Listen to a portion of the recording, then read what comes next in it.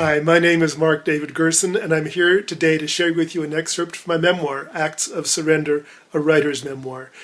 The excerpt is from a chapter titled Guinevere, and it's about my daughter. I'm not going to see Guinevere grow up. We were living in Hawaii when that intuitive impression struck me. I don't remember where I was or what I was doing, only that I'd heard few phrases in my life as heart-stoppingly painful as that one. What could it mean? Was something going to happen to Guinevere? To me? Even divorce, then an unimaginable option, could never separate us that radically. Could it? As much as I tried to analyze and rationalize what I'd sensed, I could come up with no explanation that wasn't deeply disturbing. This premonition, too, I shared with no one. It was a premonition that, in its own way, would come true. It was just past 11 o'clock on September 10th, 1999. Kenta and I were asleep. The night outside our rainforest home in Captain Cook was still. Inside, too. Even the giant flying cockroaches, ubiquitous on the Big Island, were unusually not rattling around our front room, itself now dominated by a large circular birthing tank. In our bedroom, jammed between our bed and the window, was a crib outfitted with baby blue fittings, stuffed animals, and a Noah's Ark mobile. Blue because with no evidence to the contrary, we were convinced that we were having a boy. Suddenly Kenta jostled me awake. I think my water broke. I leapt out of bed, called our midwife Roxanne, began to fill the birthing tank, and banged on our neighbor Kathy Sue's door. Kenta went into labor, while Kathy Sue fussed and attended to both of us. She mopped the sweat from Kenta's forehead and poured oversweetened black coffee into me. Initially out of reach on another birth, Roxanne and her assistant showed up near dawn, and soon after directed us into the birthing tank.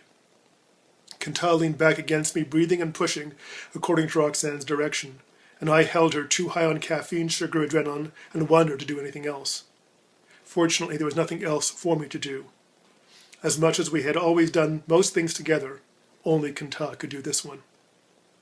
When the final push came and Roxanne held up the new baby for us to see, I was astounded, and not only by the miracle of birth. "Oh my God," I exclaimed, "it's a girl!" The baby boy of all our intuitive sensings was not a boy after all. I quickly glanced up at the clock. It was 9:11 on September 11th.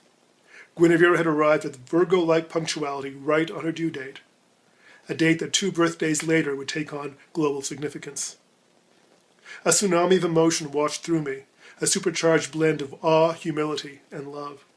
I had never expected to be a father, never thought I wanted to be a father, and now this tiny creature was my child. Forever. Forever did not play out as expected, especially on Friday, December 10th, 2004, when I headed out of Sedona one last time as a resident. I was on my way to Tucson. From there I would continue to Southern California, and beyond that, to wherever the road would take me. The car, yet again packed with all my belongings, I drove west out of town, feeling nothing as I left Sedona and its red rock formations behind. As Hawaii had done, Sedona had birthed some of my greatest joys and sorrows. My heart was too muddled to make sense of it all in that moment. Besides, I was focused on Murphy's restaurant in Cottonwood. There, I would make my farewell to Guinevere. It's hard to know what 5-year-old Guinevere failed to understand during the weeks leading up to that day. The night after my wife broke the news to me that our marriage was over, we sat her down and tried to explain that the love mommies and daddies feel for each other is sometimes different than the forever love they feel for their children. I added that even though we would no longer all be living together, I didn't yet know that I would be leaving town, I still loved her as much as I always did, and that would never change. I parked in front of Murphy's but couldn't bring myself to go inside. Instead, I sat in the car for a few shaky minutes, unsure what to do. Then called my wife on my cell. She brought Guinevere out to the car and left us alone. I must have told my daughter that I loved her, that I would love her always and forever, wherever I was, and that I would see her soon. I must have reminded her that she could hear me on the CD I'd recorded for her of all the bedtime songs I had sung to her nightly since she was born. Puff the Magic Dragon and Maui Loa, Bushel and a peck, and you are my sunshine for my own childhood, and one I had written myself when she was only weeks old. Sleep, little Guinevere. I must have said all that, but I remember nothing.